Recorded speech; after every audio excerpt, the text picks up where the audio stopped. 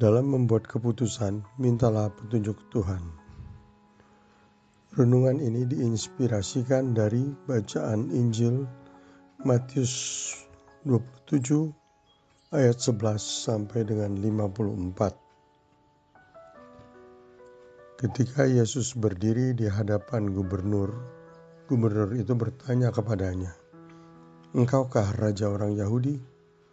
Jawab Yesus, "Engkau sendiri mengatakannya." Ketika tuduhan terhadap dia diajukan oleh imam-imam kepala dan tua-tua, ia tidak menjawab sepatah kata pun. Lalu kata Pilatus kepadanya, "Tidakkah engkau dengar betapa banyaknya tuduhan saksi-saksi ini terhadap engkau?" Namun ia tidak menjawab sepatah kata pun, sehingga gubernur itu pun sangat heran. Telah menjadi kebiasaan bagi gubernur untuk membebaskan satu orang tahanan pada setiap hari raya atas pilihan orang-orang banyak. Pada waktu itu ada seorang tahanan yang terkenal bernama Yesus Barabas. Ketika mereka sudah berkumpul di sana, Pilatus berkata kepada mereka, "Siapa yang kamu kehendaki kubebaskan bagimu? Yesus Barabas atau Yesus yang disebut Kristus?" Ia sudah mengetahui bahwa mereka menyerahkan Yesus karena dengki. Ketika Pilatus sedang duduk di kursi pengadilan, istrinya mengirim pesan kepadanya, "Jangan engkau mencampuri perkara orang benar itu, sebab karena dia aku sangat menderita dalam mimpi tadi malam." Namun imam-imam kepala dan tua-tua menghasut orang banyak untuk meminta supaya Barabas dibebaskan dan Yesus dihukum mati. Gubernur itu berkata kepada mereka, "Siapa di antara kedua orang itu yang kamu kehendaki bebaskan bagimu?" Kata mereka, "Barabas." Kata Pilatus kepada mereka, "Jika begitu, apakah yang harus kuperbuat dengan Yesus yang disebut Kristus?" Mereka semua berseru, "Ia harus disalibkan," katanya. Namun kejahatan apakah yang telah dilakukannya? Mereka malahan semakin keras berteriak, "Ia harus disalibkan."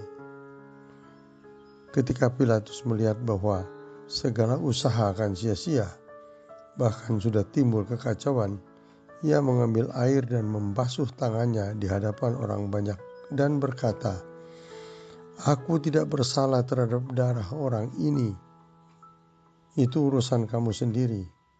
Seluruh rakyat itu menjawab, "Biarlah darahnya ditanggungkan atas kami dan atas anak-anak kami."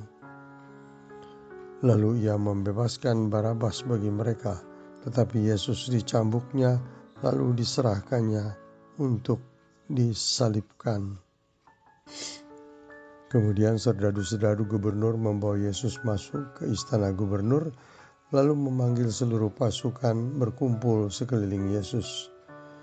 Mereka menanggalkan pakaiannya dan mengenakan jubah ungu kepadanya. Mereka menganyam sebuah mahkota duri dan menaruhnya di atas kepalanya, lalu memberikan dia sebatang buluh di tangan kanannya. Kemudian mereka berlutut di hadapannya dan mengolok-olok dia, katanya, "Salam, hai Raja orang Yahudi." Mereka meludahinya dan mengambil buluh itu dan memukulkannya ke kepalanya. Sesudah mengolok-olok dia, mereka menanggalkan darinya dan mengenakan lagi pakaiannya kepadanya. Serdadu-serdadu membawa dia keluar untuk disalibkan. Ketika mereka berjalan keluar kota, mereka berjumpa dengan seorang dari Kirene yang bernama Simon. Orang itu mereka paksa untuk memikul salib Yesus. Mereka di suatu tempat yang bernama Golgota, artinya tempat tengkorak. Lalu mereka memberi dia minum anggur bercampur empedu. Setelah ia mengecapnya, ia tidak mau meminumnya. Sesudah menyalibkan dia, Mereka membagi-bagikan pakaiannya dengan membuang undi. Lalu mereka duduk di situ menjaga dia. Di atas kepalanya mereka memasang tulisan yang menyebut alasan mengapa ia dihukum. Inilah Yesus, Raja orang Yahudi. Bersama dengan dia disalibkan dua orang penyamun, seorang di sebelah kanan dan seorang di sebelah kirinya. Orang-orang yang lewat di sana menghujat dia sambil menggelengkan kepalanya. Mereka berkata, "Hai engkau yang mau meruntuhkan bait Allah dan mau membangunnya kembali dalam 3 hari. Jikalau engkau anak Allah, turunlah dari salib itu dan selamatkanlah dirimu." Demikian juga imam-imam kepala bersama ahli-ahli Taurat dan tua-tua mengolok-olok dia dan berkata, "Orang lain dia selamatkan, tetapi dirinya sendiri tidak dapat ia selamatkan. Bukankah ia Raja Israel? Biarlah ia turun dari salib itu sekarang, maka kami akan percaya kepadanya. Ia mempercayakan dirinya kepada Allah, biarlah Allah menyelamatkan dia sekarang, jikalau Allah berkenan kepadanya, karena ia telah berkata, 'Aku anak Allah.'" Bahkan penyamun-penyamun yang disalibkan bersama dia mencela demikian. Mulai dari jam 12, kegelapan meliputi seluruh daerah itu sampai jam 3. Kira-kira jam 3 berserulah Yesus dengan suara nyaring, "Eli, Eli, lama sabachthani." Artinya, "Allahku, Allahku, mengapa engkau meninggalkan aku?" Mendengar itu, beberapa orang yang berdiri di situ berkata, "Ia memanggil Elia." Segera seorang dari mereka datang. Ia mengambil bunga karang, mencelupkannya ke dalam anggur asam itu, melilitkannya pada sebatang bulu, dan memberi Yesus minum. Namun orang-orang lain berkata, "Jangan, baiklah kita lihat apakah Elia datang untuk menyelamatkan dia." Yesus berseru pula dengan suara nyaring lalu menyerahkan nyawanya. Lihatlah, tabir bait suci terkoyak menjadi 2, dari atas sampai ke bawah. Terjadilah gempa bumi, dan bukit-bukit batu terbelah, kuburan-kuburan terbuka, dan banyak orang kudus yang telah meninggal dibangkitkan. Sesudah kebangkitan Yesus, mereka keluar dari kubur, lalu masuk ke kota kudus dan menampakkan diri kepada banyak orang.